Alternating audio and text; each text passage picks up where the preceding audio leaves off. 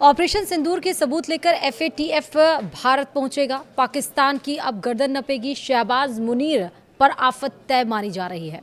पाकिस्तान पर एक बार फिर से खतरा मंडरा रहा है और ये खतरा कोई और नहीं बल्कि भारत की तरफ से है। नमस्कार, आप देख रहे हैं न्यूज़ 18 का डिजिटल प्लेटफॉर्म। मैं हूं आपके साथ श्रुति श्रीवास्तव। पाकिस्तान पर एक बार फिर से बड़ी मुसीबत आने वाली है। भारत ने उसकी करतूतों के सारे सबूत जुटा लिए हैं और इसे एफएटीएफ के सामने रखने की तैयारी में है। भारत की कोशिश पाकिस्तान को एक बार फिर ग्रे लिस्ट में शामिल कराने की है। अगर ऐसा होता है तो शहबाज शरीफ और आसिम मुनीर जैसे आला हुक्मरान पर आफत आनी तय मानी जा रही है। दरअसल आतंकवाद के खिलाफ वैश्विक मोर्चे पर भारत एक बार फिर से पाकिस्तान को घेरने की तैयारी में है।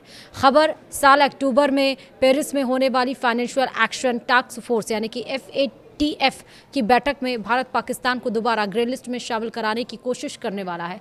इसके लिए भारत आतंकवादी संगठनों को पाकिस्तान के कथित समर्थन से जुड़े कई नए वीडियो और दूसरे डिजिटल सबूत पेश करने की तैयारी कर रहा है। भारत का दावा है कि पाकिस्तान की धरती पर सक्रिय आतंकी संगठनों को अब भी सरकारी तंत्र और सुरक्षा एजेंसियों का संरक्षण मिल रहा है। यही वजह है कि नई दिल्ली एफएटीएफ के सामने यह मामला मजबूती से उठाना चाहती है। मीडिया रिपोर्ट्स के सूत्रों के हवाले से बताया गया है कि भारत ऑपरेशन सिंदूर के बाद सामने आए उन वीडियो को भी एफएटीएफ के सामने रख सकता है जिनमें पाकिस्तान सेना और खुफिया एजेंसियों के वरिष्ठ अधिकारी आतंकियों के जनाजे में शामिल होते हुए दिखाई दिए थे। भारत का मानना है कि ये वीडियो इस बात के महत्वपूर्ण प्रमाण है कि पाकिस्तान के सरकारी तंत्र और आतंकी संगठनों के बीच अब भी करीबी संबंध बने हुए हैं। इसके अलावा भारत के पास ऐसे कई अन्य सबूत भी हैं जिनमें आतंकवादी संगठनों के कार्यक्रमों में सरकारी अधिकारियों की मौजूदगी और उनके साथ संपर्क के संकेत मिलने का दावा किया जा रहा है। पाकिस्तान को अक्टूबर 2022 में एफएटीएफ की ग्रे लिस्ट से बाहर किया गया था। इससे पहले वह कई वर्षों तक निगरानी सूची में रहा। पाकिस्तान ने एफएटीएफ द्वारा तय किए गए 34 बिंदुओं वाले एक्शन प्लान को लागू करने का दावा किया था, जिसके बाद उसे राहत मिली थी।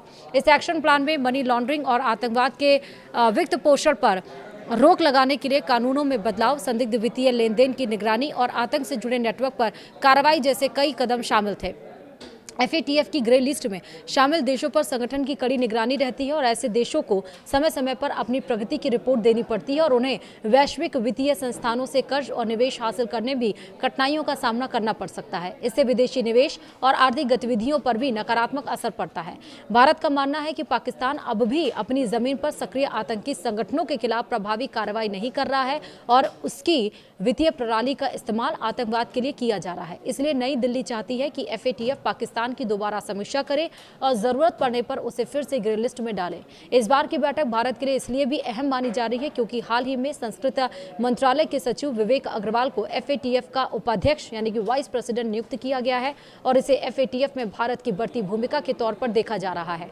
हालांकि एफएटीएफ के फैसले सभी सदस्य देशों की सामूहिक प्रक्रिया के तहत लिए जाते हैं। हालांकि पाकिस्तान को फिर से ग्रे लिस्ट में लाना आसान नहीं माना जा रहा। हाल के महीनों में इस्लामाबाद ने अंतर्राष्ट्रीय स्तर पर अपनी सक्रियता बढ़ाई है और अमेरिका समेत कई देशों के संबंध के साथ जो संबंध है वो मजबूत करने की कोशिश की है। ऐसे में अक्टूबर में होने वाली एफएटीएफ की बैठक पर दुनिया की नजर रहेगी कि भारत के पेश किए गए सबूतों के आधार पर पाकिस्तान के खिलाफ कोई नई कार्रवाई होती है या फिर नहीं।